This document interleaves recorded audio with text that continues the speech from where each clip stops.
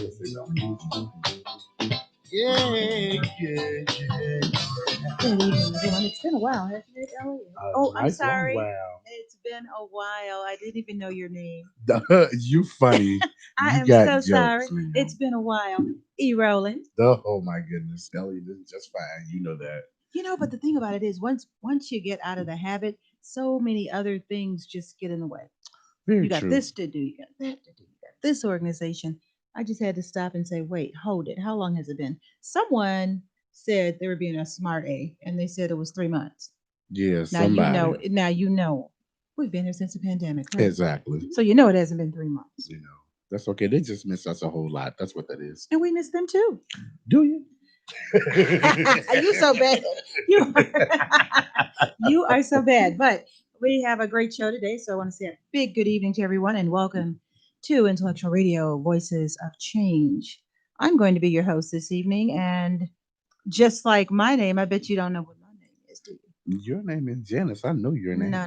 Sunny, baby. Sunny, baby. Sunny. Come on. What is up with You this? said just like you said to me. It's been a while. We forget things. There you go. There you go. Okay. Big shout out to the National Coalition of 100 Black Women, Chicago Metro chapter. Congrats on your new chartering. Today we're going to discuss some things. Normally we have a robust news you can use. There's so much going on, but today we're going to focus on basically 4 different topics, and we'll go back and forth about that. We're going to talk about voting and why it's so important to vote and the impact of voting. We're going to talk about Brianna. Have a few friends from the Louisville, Kentucky, and Jefferson, Indiana, and they some of the things that they're telling me. I just want to share it with you. Some of it is conspiracy, but I still want to share it with you because something just isn't quite ringing right. We're going to also talk about the Supreme Court appointments, and this very last topic came from a post on Facebook that I'm going to read. It was kind of funny, but when I reread it again, I said, he has some truth to that. We're going to talk about Black economic empowerment initiatives through the eyes of Joe Biden and Donald Trump. They have 2 different initiatives. Did you know that? I heard one of them.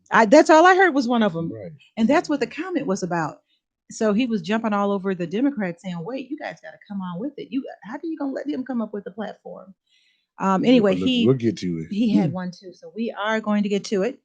A big shout out to our sponsors, GV Entertainment, Oda Enterprises out of Indianapolis, Indiana, and of course, Great Tax Service. The scripture for today comes from Jeremiah 29:11. This is my favorite scripture, and you're like rolling your eyes like if she reads this one more time. Read it, Jay. For I know the plans I have for you, declares the Lord. Plans to prosper you and not to harm you. Plans to give you hope and a future. And yeah, I'm kind of leaning on that one because haven't you ever been at a point in your life where you're asking why? 2020 has been a year. It's been a year. And on more than one occasion, not just the healing of our land and everything going on with the elections and racial strife, the pandemic. Man, he's taken so many people out of here. So many. So, I think all of us want to know what the plans he has for us. So that's why I always read that scripture. So we're going to take a quick break, and then we're going to come back and talk about voting right here on Intellectual Radio, Voices of Change.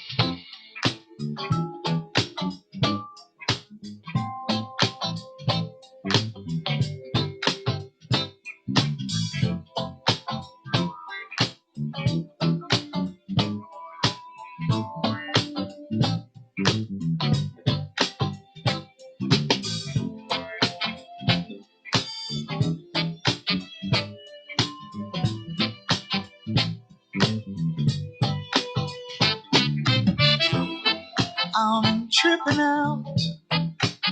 tripping out over you, babe, over you, girl.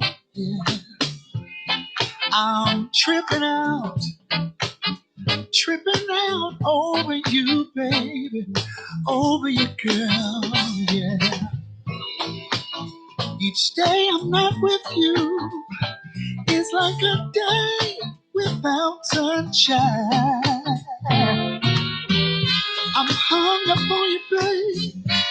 You become a part of me.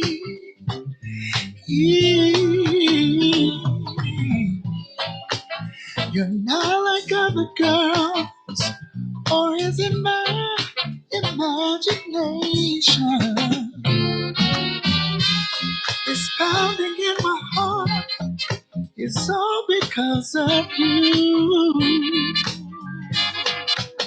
You got me For those of you just tuning in, you're tripping listening out, to Intellectual Radio's Voices of tripping Change. We'd like for you to out. share. Pick up the phone, text somebody, tell them to just check in and listen and give us your feedback on this. Now, for this first segment, we're going to talk about voting. And I think we all know how important voting is. We've heard all our lives what people died for the right to vote. Yes. And, people used to go through so many changes to vote. And now we're at the other end of the spectrum begging people, please get out to vote. Now, you being a millennial, do you find your peers are voting or are they not? Or are they indifferent? What do you find? Currently, there's a lot of talk amongst us about making sure that we vote. Oh, good. Very important. I think, how do I say this and be nice? I think a lot of us learned our lesson from our last election. Oh, good. I'm going to Because kind there of was a touch lot on of that. talk. Yeah. Oh, I'm not going to vote. I'm not going to vote. And there was a lot of people got upset, and we fussed at a lot of people, and they didn't vote. And we're like, well, this is what happens when you don't vote. And so there is a lot of talk now about, oh, I'm going to make sure I vote, or I'm thinking about voting. We're like, no, go vote. While we're on the subject, I want to encourage people to make sure that you're registered to vote. You can Google for the state of Illinois. You can Google voter registration lookup, and there'll be a form. You put your name, your address, and all that, Your ID. and yeah, it'll show you. It'll say your name. It'll show you whether you're registered or not to vote. Because we're hearing that there are some people who've been purged out of the voting process and they don't know it. So this is definitely the time for you to start preparing to vote. So go look it up, go Google it for your state, and make sure that you're registered, because every vote counts and every non-vote counts. So we strongly encourage you to vote. And that's an excellent point. And that's interesting because I did that check for Tanya to find out, she registered, and they didn't find it. Now her name is spelled simple. Sometimes it's the spelling of the name, the ID, Right. it's not. And they said, well, maybe now is a good time to register. And I'm like, well, how did that happen? Because in 16 you voted. So I'm not really interested. I didn't know people were being purged out in Yep. Illinois. Yes. So I would encourage you to To make sure check. that you go and And I was check. in there. I was in there. Good. But Good. I'm thinking this is weird. Yeah, because you never know. Mm. Those are things that you got to stay on top of. So yeah, go vote, go register to vote. Do your absentee, do your early vote, and do everything that you need to do to make sure that you're doing your job. And to make sure your vote counts. Yes. Because this year's election goes way beyond who will be president. Your vote is your voice on issues affecting your housing, your education, your employment, and even your health care. So why now, when we have the right to vote, we aren't exercising that right? The VRA, or the Voting Rights Act of 2006, was extended for 25 years. I kind of have a question about that. So what does that mean? I remember back in 2007, what they had to do was extend it. So in 2007, had they not extended it, would we not have the right to vote? In 2006, if it's extended 25 years only, that's only 2031, right? And we're already in 2021 almost. Right. I'm gonna have to ask somebody legally, did they ever ratify this as a law? Why would they not? Why would you have to keep going back, extending it and doing all this for the voting? So let's look at why citizens typically don't vote. And I've talked with a lot of people about this, and I understand it, but we have to get over this. We have to get over these thoughts. Citizens are less likely to vote if they don't think their ballot matters. I've heard people say, you know what, I'm only one person. It's however many people in the US. My vote's not going to count. Have you heard that? I've heard that. And I hear it over and over again. It's only one vote. Now, if everybody else vote and I don't vote, it's not going to count. But see, that's not true. Let's look at this. Take Michigan, for example. Michigan, uh, the home of Detroit. The home of Yes. Wayne County, Yes. a state that Obama won in 2012 by 350,000 votes. He won by 350,000 votes. But Clinton in 2016 lost by 10,000 votes. She lost because she received 300,000 votes less than Obama did. 300,000 votes less. Many of these people, they just felt like I don't feel like voting. You remember during that time when it was Clinton versus Trump, and for whatever reason, Clinton didn't appeal to a lot of people. For whatever reason. Right. I'm not saying because she's a woman. I'm not saying because of her husband's record. I said for many reasons she didn't appeal. Right. So a lot of people didn't vote. A lot of votes were lost. Right. Because those votes were lost, Michigan turned blue. I mean, Michigan turned red. It should have stayed blue. Wisconsin told the same story, even more dramatically. Trump got no new votes. He received exactly the same number of votes. So both of them back in 2012, the Republican, and 2016, fast forward, they received basically 1.4 million votes. So that gave Obama at that time a 200,000 vote victory margin. He won by an excess of 200,000 votes. So what happened? What happened how Clinton got defeated by 30,000 votes? Again, people didn't vote. Don't think that your vote don't count. Because when you look at it in aggregate, when you look at it just my vote, but if you look at it as my vote, his vote, her vote, it adds up. It adds up, most definitely. So to Elliot's point, please check your name, make sure you're registered, and vote.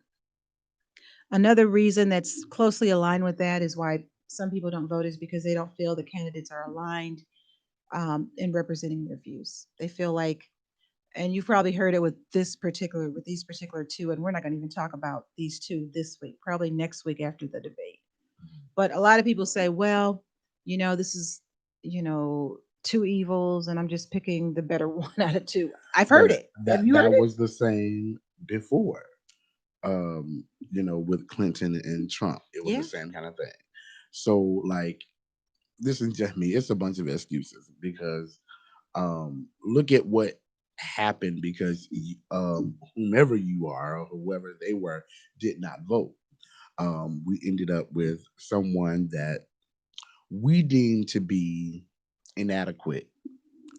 And it's so funny because once our current president got in office, there was all these questions, and everybody was going back to school, back to like high school and whatnot to learn, you know, what are the qualifications for you to be the Yeah, president. how did he even get president? Right, Right. right, And it's yeah. like the things that we thought, like, no, those were not what we were taught. We just thought those things because we had presidents that had particular backgrounds and things of that nature. But the point of the matter is, um, you're not going to agree with everybody for everything. It's true. And everybody's views is not going to align with you. It's just like your views don't align with your brother, your sister. Mine don't align with his all the time. Right. But you still, support them on whatever aligns with them and whatever y'all are common with. So um, I get it that the views of one may not be your views, but there's probably something because, of course, there were things about Obama that we probably didn't align ourselves with. True, true. But we still voted. So the point is, you're never gonna get 100% of what you want because we're human, but you want to get as close as you can. There's some things you just gotta let go and be like, okay, I'm gonna vote for this person, and let that be whichever way you're gonna do it. But I'm a say it till I'm blue in the face. Do not sit down and not vote. Right, don't sit on this. Do Don't. not sit on this. This is vital. We've been through too much just on a general level to get to this point and not vote. Like it just cannot happen again. And I thought this point was interesting. It said some people who want to vote, they have a desire to vote, but they have barriers. I thought that this was interesting, but I've seen this happen too. Mm-hmm. Many don't have government photo ID. They don't have government issued photo ID, state ID, a driver's license. So they're at risk. Financial barriers, lack of access to transportation, and limited information can also make it difficult for older people, people of color, and low income. And I notice in the city of Chicago, the aldermen aggressively, they have buses pick people up. I mean, they're trying to mitigate that. Former and current prisoners convicted of felonies are another group of people who are often disenfranchised during elections, especially if they are African American. Maine and Vermont are the only states that do not prohibit those convicted of felonies from voting, even when they are in prison. I thought that was interesting. Um, Also, there are people who live in 15 territories. Now, when I list some of these territories, tell me if anything seems like there's a common thread. Guam, the Virgin Islands, Northern Mariana Islands, American Samoa, Puerto Rico, They can't vote in our elections, but they're impacted by the president's decisions. Do you see what some of these interests? Yes. I just thought it was interesting. They just blocked them out. You guys can't vote. Yeah, but everything that we do is going to affect you, though. But you can't vote for anything. Yeah, but you can't vote. But you're part of the U.S. Anyway, Mm. but why should you vote? Now I want to flip it around and talk about why you should vote. Now we've been talking this the whole time, and we're going to talk it until November 3rd. Yeah. Elections have consequences. You have the power to decide on the quality of life you want for yourself and future generations. Voting is a chance for you to stand up for the issues you care about, like public transportation, raising minimum wage, funding local schools. This is your life. Take the time to decide what's best. Not voting is giving up your voice. But was ticking me off last time in 2016 when people were complaining and could not believe who won. And then they tell you, I didn't vote anyway. How are you going to even say anything? You didn't vote. Elections are decided by people who go out and vote. You got to take the time to vote. Your power is in your own vote. Indeed. Have some say in how your money's spent. Hello. Okay, now I don't care. What do they say? There's two things that you got to do. You got to die, you got to pay taxes. Hello. Gotcha. So, don't you want to have some say into where that goes? Voting is also an opportunity for change. Do you want to make a positive impact? Voting gives you that chance. Support the candidates and ballot measures that can help your community, state, and even the nation for the greater good. And that's a relevant point because it's not just a president. It's at the local level. Yes. It's at the automatic level. I mean, you have to think of every level because the lower levels actually more directly impacts our lives. Yes, and that was the statement I was going to make. That you have to do your research for your judges, for our aldermen, and all these things. You have to do your research and find out what's important to you, so you make an educated and well-informed decision when you go vote, so that you're just not voting randomly. We've all been guilty of it, voting blindly in a lot of cases, and then sometimes it kind of backfires on us. So we're like, well, who is this person? I didn't vote for them. Yes, you did. Like there used to be a page of remember all those pages of all the judges? Yeah. And you go by their names. Right. I'm just saying that's no. I mean, no, that's a real thing. You go by their names. What sounds like that's right. like, oh, I think I'll vote for them because they sound like they might be, my color. Oh my gosh.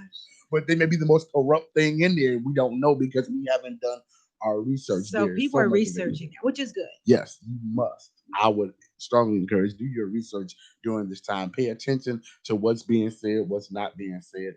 Make sure that you're looking and you're doing and you're researching and you are well informed. So when you go to the polls, you are making a good decision. It's not enough just to vote. It's making a well informed vote. It's true. That's true. Absolutely true. We're going to take a quick break now. We're going to look and see if we have any comments that we want to respond to. And after this, when we come back, we're going to be talking about Brianna. So we're going to be right back after a quick break.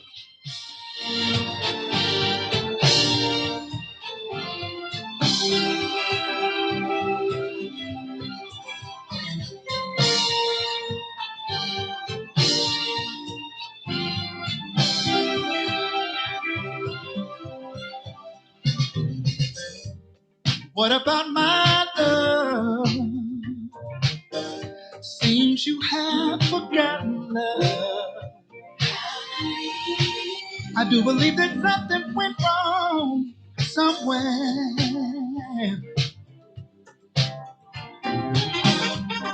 What about my feelings? Do they mean anything at all? You got me so in love, too blind to see. I bet you got my love, now you wanna put me down. I bet you got my love, got me standing on shaky ground. What about it, baby? What about the days and the nights we spend? What about the love made so sweet. Are you sure you wanna live? Think it over, baby. Girl, I believe. For those just tuning in, you're listening to the Voices of Change on Intellectual Radio, and we're talking about some topics that impacted our community this week, this month, the past couple months. The next topic that we're going to talk about is the murder of Breonna in Louisville, Kentucky. I'm going to start a little bit backwards. Instead of starting talking about her, I'm going to start talking about Mohammed Noor. Mohammed Noor was found guilty on April 30th of third-degree murder and second-degree manslaughter for killing 40-year-old Justine Damon outside her home in a case that drew international attention. Noor, the first Minnesota police officer to be convicted of murder, and his partner drove to Damon's home the night of July 15th, 2017, to respond to reports she had made of a possible sexual assault. When Damon approached the patrol car, Noor fired through the car window, killing her. He testified that he shot her in self-defense after he and his partner were startled by a loud noise. Last month, Minneapolis city officials agreed to pay Miss Damon's family $20 million, $8 million more than the $12 million that everyone's talking about Breonna's family got, to settle a civil suit brought by Damon's family, and Noor, the officer found guilty of murder. I remember when they talked exclusively about the police and how, they somewhat have preference because of the type of the line of duty, the type of work that they do, the pressure they're under, the split decisions, and how it's really difficult to charge them. Well, Noor is of African descent, and he received a sentence of 12 and a half years of prison for what he did, and still there now. When Kentucky Attorney General Daniel Cameron announced at the conclusion of a grand jury's deliberation this week that only one officer would be charged in the botched raid on Breonna Taylor's home, and only for 3 counts of wanton endangerment for firing shots into a neighboring apartment, and that no charges will be brought in the death of Breonna herself, I think everybody was shocked. Oh, yeah. I mean, when you heard wanton endangerment, that's, if I was in a big room and I just shot up in the air and there were kids there, they could get me for that because the bullets could have hit the kids, even if they don't. Right. But they said nothing about the fact that they went in this woman's apartment and murdered her. They were more concerned with the apartments around and the hallways and the places around. So they were more concerned with the hall than the life. Right. I'll just leave it at that. And we're going to talk about, there's all kind of comments on that too that I've heard. Cameron further said Walker, Breonna's boyfriend, shot a Louisville officer because a 9 was used to shoot him, and the police were only issued 40 caliber guns. Kentucky State Police ballistics report announced today that it does not support Attorney General Daniel Cameron's assertion that Breonna Taylor's boyfriend, Kenneth Walker, shot a Louisville police officer the night she was killed, because one of the officers did indeed have a 9. Hankinson, of course. So do you think that Cameron just lied, or was he misinformed? Did you hear him? 34-year-old AG for Kentucky. Did you hear him? I did not, but of course I know you heard about him. I heard about him. And you saw the mines? Yeah, I saw a bunch of stuff. Yeah. I believe he's lying. He's yeah. Up. Did you know? Did they say that he was married to his granddaughter? The gentleman. My gosh, his name slipped my mind that quick. He is married to her granddaughter. Someone help me. Someone write in the comments whose granddaughter is Cameron married to? McConnor. Oh. He's married to his granddaughter. I thought that was interesting. Never mind that police were at Breonna's door in the first place because they obtained a flawed warrant. Never mind that officers broke down her door in the middle of the night, waking her from a sound sleep alongside her boyfriend. And never mind 15 witnesses who said they didn't hear police announce themselves. Never mind that officers fired more than 30 gunshots, many of which were directly aimed at Breonna while she was on the ground, with others firing blindly into every room of her home and into neighborhood homes. Never mind that the Louisville Metro Police Department orchestrated a clear and documented cover-up and reportedly offered a plea deal to Breonna's former boyfriend, the real target of the raid, if he claimed that Breonna was involved in a drug ring. The drug dealer, however, even though this was his second time and they were going to give him his freedom. He refused to discredit Breonna's memory by lying about her character and involvement. All this led to the death of an unarmed black woman, a heroic first responder who posed no threat and who should have been living her best life. Breonna Taylor was briefly alive after police shot her. This upset me because after she was shot several times and on the ground, apparently one of the bullets hit one of the police. It was probably a police bullet that hit the police, but anyway, it hit the police and they were calling whatever code they called to say police down, which was right. Mm-hmm. But no one, not only did they not call for her, no one came to her aid, no one helped her. According to her boyfriend, she was alive at least 5 minutes, coughing and trying to talk. Mm. The New York Times states that while the department had gotten court approval for her that no knock entry, luckily Illinois don't have them, I don't think, the no knock where they could just bust in. Right. They got to knock themselves. The orders were changed right before the raid to a knock and announce. So they knew before they went in there that it was a knock and announce, meaning that police had to identify themselves.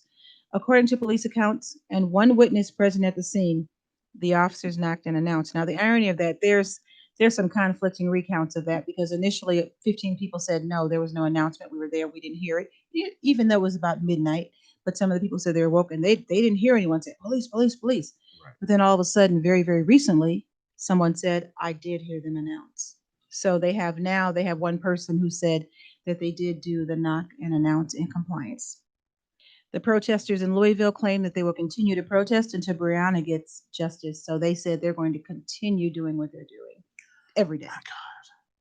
Have you noticed whenever a black victim is shot, be it a man or a woman, the victim is vilified? Yep. No exception. For Miss Breonna. I have heard claims that Breonna was a drug dealer, claims that she was laundering money, claims that she was fired from her job, her EMT job for drug use, claims that she was a cause of her demise. In fact, one of my nieces, it was an interesting thread that she started. She wrote a thread and said, "No one's mad at the guy. If he wouldn't have shot the police, if he wouldn't have shot at him, then none of this would have probably happened." Now, that's interesting. But nobody brought that up. You tell me, what do you think would have happened with this scenario in Louisville? They're on a knock and announce order. They're in there. He's sitting in there waiting to see what the guy does. So he probably has a gun near him or by him. Even if he didn't, they're going to probably think he did. Right. Then they're just going to take them all out. Do you think they just would have said, look, we're going to handcuff you and take you downtown? I doubt it seriously. I doubt it seriously. Absolutely not. I think once they came into that house, once they had that order, someone's fate was already sealed. Yeah.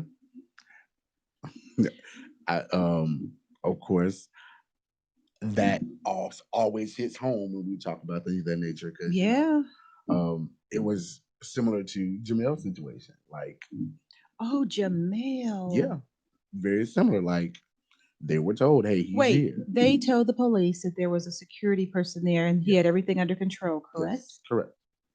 So when they got there and they saw everything was under control, what happened with? Why did they just start shooting?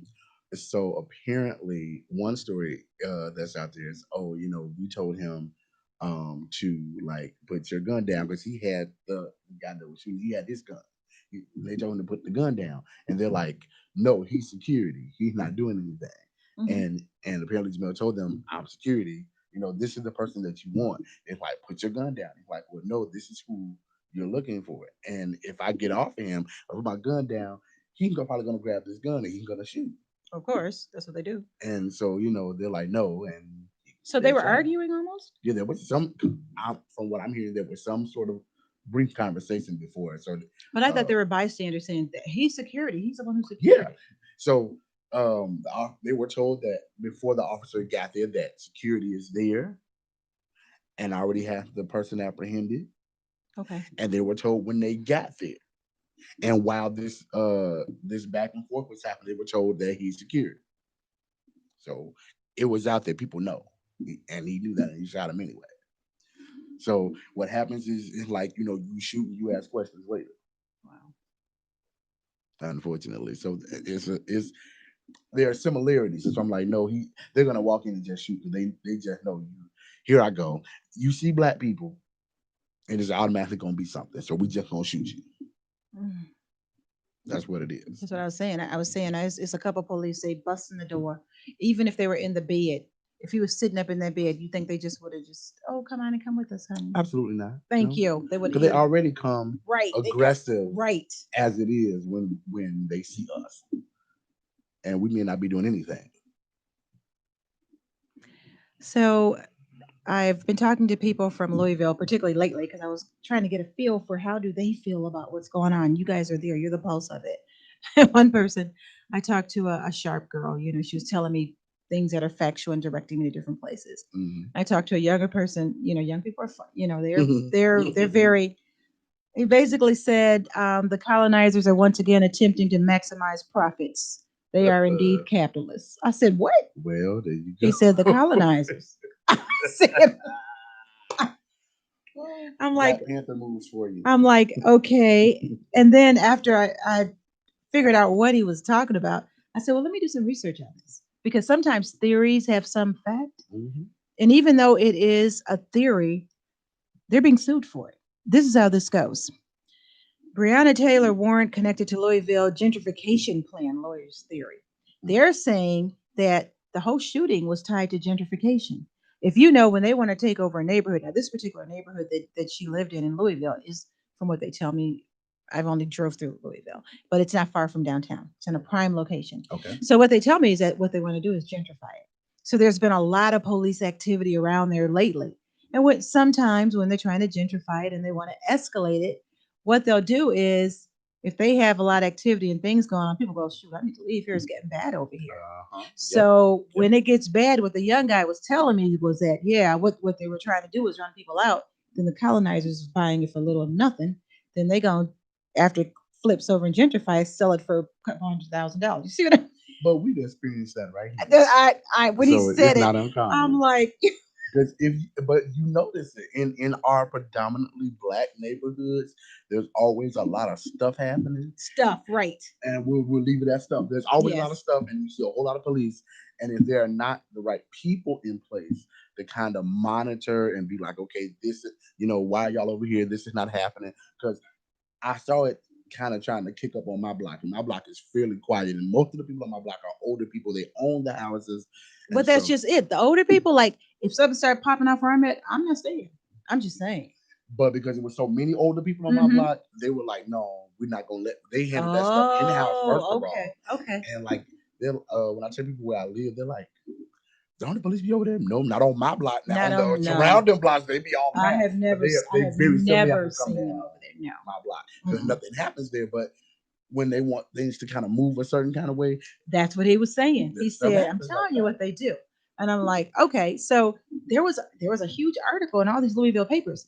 It said Breonna Taylor's shooting was a result of a Louisville Police Department operation to clear out a block in western Louisville that was part of a major gentrification makeover, according to attorneys representing the slain 26-year-old family. Lawyers for Taylor's family allege in court documents filed in Jefferson Court, Circuit Court Sunday, that a police squad named Place Based Investigations had deliberately misled narcotic detectives to target a home on Elliott Avenue, leading them to believe that they were after some of the city's largest violent crime and drug rings. The complaint, which amends an earlier lawsuit filed by Taylor's mother against the three Louisville officers who fired their weapons into Taylor's home, claims Taylor was caught up in a case that was less about a drug house on Elliott Avenue and more about speeding up the city's multi-million-dollar vision of the Russell Development Plan. And that's why he said the colonizer. There you go. But that's what it is. Oh my Again, it's not uncommon. We have seen it with our own eyes. I know, but They want to get rid of us and move us. It's funny. I'll use this as an example.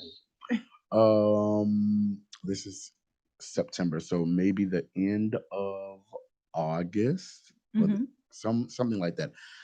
Take a little weekend getaway, and I ended up out in Schaumburg. ah, And now, when you hear Schaumburg, you think of Woodfield Mall, you think I of, love Woodfield. you You think know, of Big Bow. I love Big Bow. No, yeah, all of those things. But you also think about a particular color. okay. Usually or Yeah, predominantly, yeah, you see us, but we're coming through yeah. there. It's not a whole lot of us that living out there. And this is no lie. I have witnesses, and I hate to even say it like this, but I went across the street to the 7-Eleven from the hotel I was at, and it was like I was standing on 79th Street. What did you say? I'm in In Schaumburg. Schaumburg. In Schaumburg, I went across the street to the 7-Eleven, and I thought I was on 79th Street When? How long ago was this? I used to work in last Schaumburg. month. Really? Yeah, I was like, What happened? I mean, it's us, people my age, a little bit younger, hanging In around Schaumburg? in Schaumburg Things have because changed. there Okay. was some kind of club or some restaurant that was open late, like in the little strip mall. And so, we're hanging out. They're kind of drunk and smoking, and the things that majority of people do. Okay, it's just there. Mhm. And I was just like, am I in Schaumburg or am I on the south side or the west side? I'll go ahead and throw it out there because I get talked about. You always put in the south side. Okay, Okay. west Oh, the side west people do side. it too, Right, right, whatever. right, right. But the first thing that came to mind was 79th Street because it was just a look and just what I saw. But whatever, don't beat me. I'm just saying. But I felt like I was in the city. Schaumburg. But I was in Schaumburg now, and I was totally shocked. But that spoke to the fact that there had always been a thing of they're trying to move us out of the city so that the colonizers, if we want to use that word. That boy had me. I was. But I first heard that from Black Panther, and I it, did and it, and too. it That's why became I a was like. thing after It's that. like what the colonizers. Well, I mean, but that's what it was. So, they were trying to gentrify. So they were moving us out into the suburbs where we don't have access to public transportation. We may not have a car, so we're stuck at home. So we can run amok out there and get into our own devices that may not be the best for us, while people of other races are moved into the city because they want to be closer to their job. So they'll spend all this money and stay downtown or in River North or whatever, what have you. They'll spend all this money and stay down there, and they'll move us out. We're experiencing it. Even where my church is, we're Schaumburg. experiencing I'm that. just shocked. But yeah, in Schaumburg, it's Okay. all of us. Your cousins and them, Pookie now. You know what? You okay? I'm like, what? But that's what it is, Yeah. you know. And it's like, oh, this is where we live. I'm like, even though I was in Schaumburg, I'm like, I know I'm in Schaumburg. I know I'm not in the city. So it was that element that I'm trying to get out of my normal element. I'm like, what's happening? What are we doing? Like, what is this? I would just hate to think, and it none of the actions that they've done surprise me. Even if they did have a task force to try to make things look like it was bad there, I'm sure they didn't plan on having anybody killed, but it would be a shame. It's horrible that this girl died. Yeah, So and then you have other people, like us or people that look like us that say that she kind of put herself in that position by dealing with the men she was dealing with. of course, that'll always be I've a talked to people thing. that said that, and they said, well, you can't really say that, Jen, because you're thinking that she was just a good girl. Maybe she dated somebody. But from what they said, one of the guys used her address for packages. I said, now, how uncommon is that? I'm just saying, Right. some people aren't at home all day.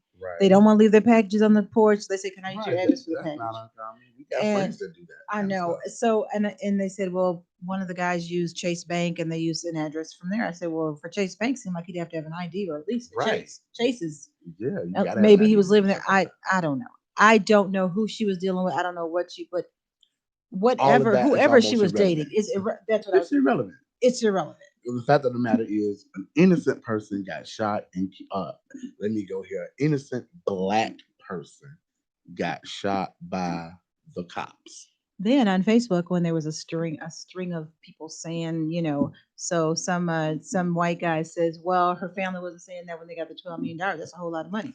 Well, don't tell me about $12 million when the other old girl got 20 million. Where you get that from? Read it. Exactly. And I Read it. mean, So does that mean her life is worth $8 million more? and let's be real, you can't put a price on a life, You no matter can't. how much Right. money you give. This woman is not coming back. No, She and is. she's a baby. She's She's gone. hasn't even lived her life. And Yeah. it'll help some stuff because the Bible says money answers all things. It'll help some stuff, Yeah. but let's be real. You have a significant other that's without his girlfriend. You have a mother and a father A who's mother without without their baby. without their baby. You have there may have been future kids between the two of them Yeah. that we'll never see. You got cousins that have lost a cousin and so on and so forth, and money's not gonna fill that void. No.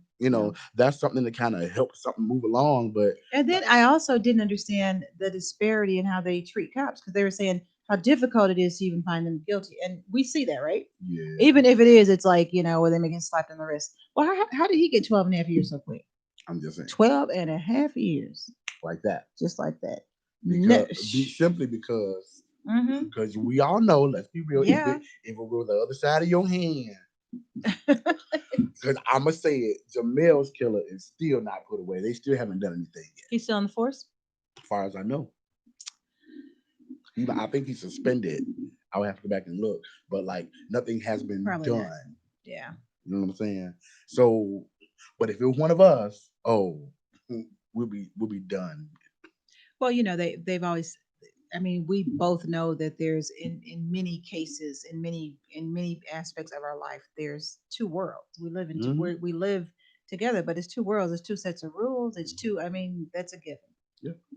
And on that, we are going to take a quick break and come back and talk about the new Supreme Court and the impact of this man. If he has his third pick, do you know he'll be molding? Oh, the impact of that. It's really scary. We're going to come back after a quick break. And you're listening to Voices of Change on Intellectual Radio. Please share and comment, and we'll try to react to these as we see them.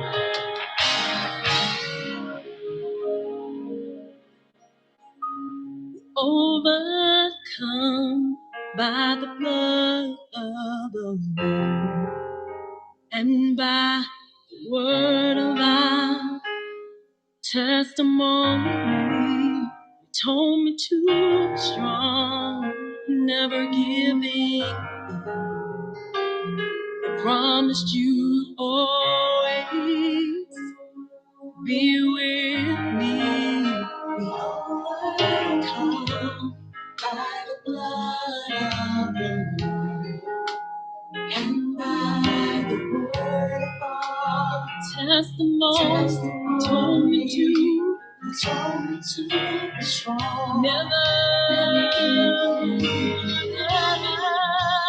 promised you always be with me. I can do all things through Christ who strengthens me. I'm more than a conqueror. For those just tuning in, you're listening to the Voices of Change on Intellectual Radio. Right now, we're going to talk about RBG and her sudden demise and how Trump is moving forward to nominate. With the recent loss of Ruth Bader Ginsburg, Trump has moved forward to nominate Judge Amy Coney Barrett to the Supreme Court. Trump took the first step Saturday towards solidifying a 6-3 conservative majority on the High Court, a shift that could usher in sweeping changes to health care as well as abortion, voting, and gun rights. The Supreme Court of the United States makes decisions that affect us all. As you know, it's the most powerful branch of government. It has a final say. It used to be impartial, not based on religious belief and non political. I don't think that's any longer true. Currently, the conservative political judges have the majority. The U.S. Supreme Court being the highest court in the country and therefore is the highest court in the judicial branch of government.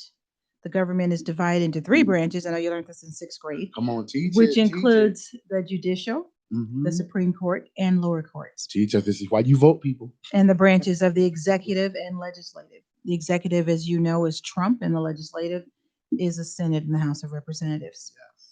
I don't know if the framers of our Constitution back way when wanted 9 old people in Washington sitting in robes telling everyone else how to live. Now, believe me, I am not talking about old people, okay? Yeah, right, But right. I'm sure they wanted wisdom, they wanted maturity, they wanted experience, but they didn't want old people that couldn't get put out of their job. But currently, that's our reality for the Supreme Court. These days, it's the justices and not the people or their elected representatives who decide who gets health care, who decides who can vote, sometimes who we can marry, who's allowed into the country, who's won a presidential election, Mm. who's won a presidential election, and who can Said. spend money on the next election. Meanwhile, the court has also had a historic lack of turnover and nationally embarrassing confirmation hearings. They can certainly continue past their prime. Some of them have been sick and continued on because they die out of office. They die out of that office. So I'm proposing that we start thinking about perhaps having term limits for them.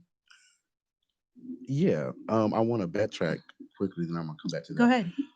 If my and correct me if I'm wrong, did I not read somewhere where it was the dying wish of her to for her not to be replaced until the Yep. next After the president? president. Yep. And so Trump is already trying to move. He's moving on that. She actually dictated that to a room full of people and her granddaughter, and communicated that on and over. And he just, she gone now. And You like know. I'm Matter of fact, he went somewhere to, you know, and they were booing him. yes, that was at her That when was she was at lying in her. state. Yeah, and I heard they were booing him. Because Like, how are you gonna disrespect her wishes? he didn't. He didn't even think about it. He didn't blink. He Or how had are you gonna he just had this young lady, this young conservative, who's, by the way, is only 48 years old. So that means she can conceivably, if she's healthy and heaven forbid she gets anything, if she doesn't, she can be there 40 or 50 years. which I doubt I'm just because saying. just the stresses of being clearly we see the stress of what it means to be in these positions. Yeah. Yeah, no. But I get what you're saying. But RPG was about 86, wasn't she? Yeah. And But she fought for that thing and though. she had so many health problems. She just kept fighting back. She was an energizer bunny. She Because just, she knew, yeah. that And she was trying to keep on and keep on, Mhm. but so this is going to be a real loss felt. But that's why when you were talking about earlier on about how voting is so important, all the layers of voting is so important, Yes. because these people, think about it. You know how they were saying 10, 15, 20 years ago, in the year 2045, I think, maybe even sooner, will be a majority people of color. So, but if you already stacked the courts up, where the courts are already stacked up conservative, so Mhm. the highest court is already going to kind of bend toward your will for not only this generation but two generations after. Doesn't matter who's a majority. Think True. about it. True. I agree. It's interesting. This is interesting, and I think he has the votes. I'm just saying. I'm not hearing anything different. I think he has the votes. Now oh boy, time is running out. So this last story that we're going to talk about, how it popped up was a feed in Facebook. Okay, so you kind of have to know the people. The first person who wrote the first post, I know him personally, you know him too, Okay. and he has a sense of humor and he's somewhat sarcastic, but he likes history. But you have to be able to read between the lines. The person who responded to him, I think he took him a little more literal than what he meant, but that's okay because it got a good conversation going. So this is what the first post says. I won't tell the names because I didn't talk to the person and ask him, could I? The person said, "Scary times. Looks like Republicans will beat Democrats in the race for legitimate black agenda. Whoever figured? Trump, the black messiah? The most the Democrats done was give you a Eastern Indian running mate who puts hot sauce on her greens. Truth is, Democrats, you got to do better. Be more committed and bring more to the table if you want to secure the black vote. For me, it could have been a game changer. Only since his presidency, every word he has managed to put together has been a lie. That's why it can't be a game changer. Clearly, he is making a last desperate attempt to use the black vote to win the election, which is the reason the black vote was considered originally." Then he just signs the different drummer. So the response was, "Oh, come on, really? It's a last empty promise like so many others."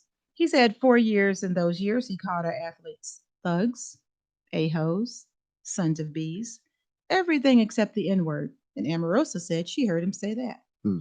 He sent in the National Guard and on protesters and has never called or even taken the time to even discuss police reform. Black people are getting shot on average 2 to 3 times a month while others are dying from COVID-19. Remember, he said the people that tried to kill, run us over, shoot us were fine people. He publicly defended the Kenosha shooter. Plus, don't forget how he's trying to stop mail in ballots by destroying the Postal Service. And we're supposed to forget all that and say, oh, he's about to do something for us. Massa is going to finally set us free. No, he's the cause of all this racial uprising because he's convinced white people it's okay to call us the N word. It's okay to shoot us in our homes while we're jogging. He took federal funding for racial sensitivity. He says that racial sensitivity is un-American. He's never recognized us nor put any person of color in a cabinet position. The closest was Ben Carson, and everyone knows what they say about him. Okay, all skin folk and kin folk or something like that. Anyway, so that was the response. Okay, so this got me to thinking because I saw it earlier this weekend. I'm like, man, I don't want to talk about. There's so many different things, but I thought this was so pointed.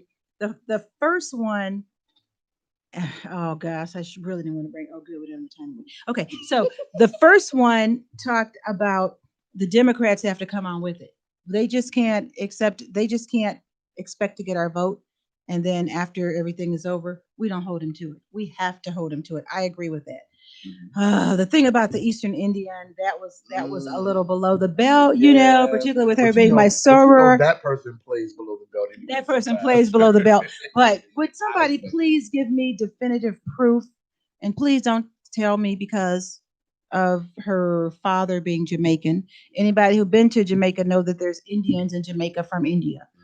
I want to see somebody of African origin or black, grandparent, great grandparent. Somebody, please show me somebody so I can tell this person this is my proof. So I want to end that one. The second person who responded, everything he said was true. Yeah. DT has done all that, and he was absolutely right. But I don't think the first writer really was serious about ever turning over to DT. I think definitely not. I think he was just saying, how can this man come up with a black agenda? And the Democrats, they kind of frame one, but not really a solid one. But you know what it is? I look at this as this is an Obama fireback because there was always talk amongst our community, Obama didn't do nothing for black people. So here comes DT. Well, I'm gonna do something. But he said that before. Matter of fact, he said all these years that you've been Democrat, they ain't done nothing for you, so you might as well go with me. Okay, so just some of the highlights because we got like 2 minutes from DT's. He said he's going to increase access to capital in black communities by almost $500 billion. 3 million new jobs for the black community, creating 500,000 new black-owned businesses, safe urban neighborhoods, and a few other bullet points. Biden said that he was going to increase $150 billion in new capital for black-owned businesses, invest more in historically black colleges and universities, advance economic mobility. See, these things are just bullet points. Right. Expand access to high-quality education, make far-reaching investments, strengthen America's commitment to justice, address environmental justice. Those are bullet points. You need to have not only a course of action, but a strategy. So to the first writer, not that I'm siding with anyone, to the first writer, he needs something more definitive, and he needs to come on with it. He needs to earn our vote. When he gets our vote, he has to continue earning our vote, and everybody else gets put in office. But again, the theme, the thread is what? What did we start out with, and what are we ending up with? A vote. Vote. Do your research, vote. Vote. So whatever you do in these next couple of weeks, like E. Rowland said, do your research, check out all the candidates at every level, and I don't know who that is, and vote. It looks like our time we only got like 30 more seconds. Our time is up. It has been a pleasure. It's been a while. We'll be back next week, and hopefully we'll be talking about that debate, that Trump-Biden debate. You want to sign off and say goodbye? Been a pleasure always. I look forward to our next show. Make sure you watch the debate because we're going to have some nice discussion next week. We're going to talk about that debate. And I guess we're going to have to pick a side. Somebody going to have to be for Trump, and somebody going to have to be for Biden. We got to have a little fun. We're going to call somebody else in for that part. Okay. Oh, we can do that. We got them too. Okay. Have a blessed week, everyone. Right. Signing off from Voices of Change on Intellectual Radio.